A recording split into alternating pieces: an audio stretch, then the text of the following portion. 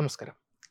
ലോകത്തെ mobile phone ചരിത്രത്തെക്കുറിച്ച് സംസാരിക്കുമ്പോൾ ആധുനിക ടച്ച് സ്ക്രീൻ വിപ്ലവത്തിന് മുമ്പുള്ള ഒരു സുവർണ കാലഘട്ടത്തിലേക്ക് നമ്മുടെ ഓർമ്മകൾ സഞ്ചരിക്കും. ഇന്നത്തെ തലമുറ ആപ്പിളിൻ്റെ ഐഫോണുകളെയോ സാംസങ്ങിൻ്റെ ഗാലക്സി സീരീസുകളെയോ ലോക റെക്കോർഡ് ഉടമകളായി കണക്കാക്കുന്നുണ്ടാകാം. എന്നാൽ വിൽപ്പനയുടെ എണ്ണത്തിൽ ഈ സ്മാർട്ട് ഫോൺ ഭീമന്മാരെല്ലാം ഒരുപാട് പിന്നിലാണ്. ലോകത്ത് ഏറ്റവും കൂടുതൽ വിറ്റഴിക്കപ്പെട്ട മൊബൈൽ ഫോൺ എന്ന കിരീടം ഇപ്പോഴും അലങ്കരിക്കുന്നത് നോക്കിയ 1100 ആണ്.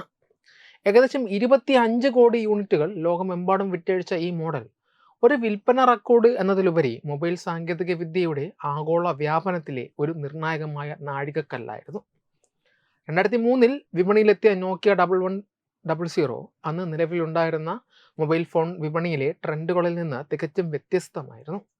അത്യാധുനിക ഫീച്ചറുകൾ ഉൾപ്പെടുത്തുന്നതിൽ ശ്രദ്ധ കേന്ദ്രീകരിച്ചിരുന്ന മറ്റു കമ്പനികളിൽ നിന്ന് വ്യത്യസ്തമായി നോക്കിയ ഈ ഫോൺ രൂപകൽപ്പന ചെയ്തത് വികസ്വര രാജ്യങ്ങളിലെ സാധാരണക്കാരെ ലക്ഷ്യമിട്ടായിരുന്നു.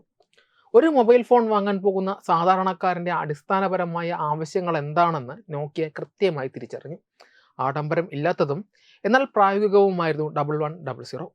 കടുപ്പമേറിയതും കയ്യിൽ ഒതുങ്ങുന്നതുമായ രൂപകൽപ്പന, പൊടി കയറാത്ത കീപാഡ്, അവിശ്വസനീയമായ ഈടുനിൽപ്പ് എന്നിവ കാരണം ഈ ഫോൺ വളരെ വേഗം ജനപ്രിയമായി. നോക്കിയ 1100യുടെ വിജയത്തിന് പിന്നിലെ ഏറ്റവും വലിയ കാരണം അതിൻ്റെ ബാറ്ററി ലൈഫായിരുന്നു.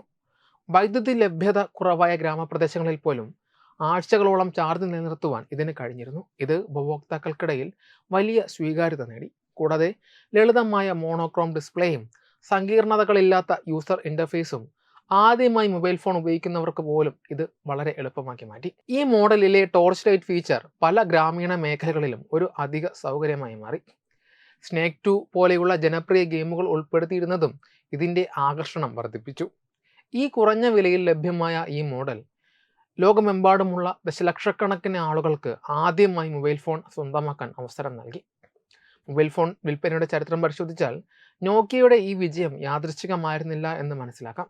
1990കളിലും 2000ൻ്റെ ആദ്യ പകുതിയിലും ലോക മൊബൈൽ വിപണിയിൽ നോക്കിയയ്ക്ക് ചോദ്യം ചെയ്യപ്പെടാനില്ലാത്ത ആധിപത്യമുണ്ടായിരുന്നു. നോക്കിയ 1100യുടെ തൊട്ടു പിന്നിൽ ഏറ്റവും അധികം വിറ്റഴിക്കപ്പെട്ട മോഡലായ നോക്കിയ 1110 ഉൾപ്പെടെ ആദ്യത്തെ 10 സ്ഥാനങ്ങളിൽ മിക്കതും നോക്കിയയുടെ ഫീച്ചർ ഫോണുകളായിരുന്നു. ഇതിന് കാരണം നോക്കിയ എല്ലാ വിഭാഗം ഉപഭോക്താക്കളെയും ലക്ഷ്യമിട്ടാണ് ഉൽപ്പന്നങ്ങൾ വിപണിയിൽ എത്തിച്ചിരുന്നത് എന്നതാണ്.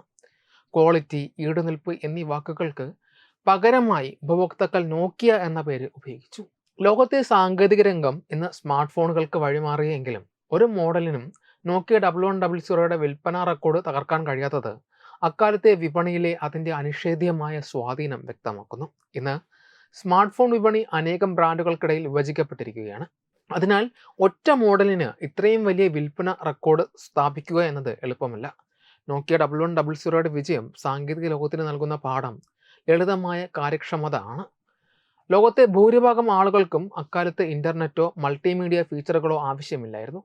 അവർക്ക് വേണ്ടത് കൃത്യമായി ആശയവിനിമയം നടത്താൻ കഴിയുന്ന കുറഞ്ഞ വിലയുള്ള ഈട് നിൽക്കുന്ന ഒരു ഉപകരണമായിരുന്നു. നോക്കിയ 1100 ഈ ആവശ്യം പൂർണ്ണമായി നിറവേറ്റി. ഈ ഇതിഹാസ ഫോൺ വിറ്റഴിക്കപ്പെട്ട 25 കോടി യൂണിറ്റുകൾ കേവലം ഒരു ഫോൺ എന്നതിലുപരി ആഗോളതലത്തിൽ മൊബൈൽ സാങ്കേതിക വിദ്യ സാർവത്രികമായ ഒരു ചരിത്രഘട്ടത്തെയാണ് അടയാളപ്പെടുത്തുന്നത്. അതുകൊണ്ട് തന്നെ എത്ര വലിയ സ്മാർട്ട് ഫോൺ മോഡലുകൾ ഇനി വിപണിയിൽ വന്നാലും മൊബൈൽ ഫോൺ വിൽപ്പനയുടെ ചരിത്രത്തിലെ ഈ റെക്കോർഡ് തിരുത്തുവാൻ വർഷങ്ങൾ എടുക്കേണ്ടി വരും എന്നതിൽ സംശയമില്ല. വെബ് ഡെസ്ക് തത്വമൈ TV.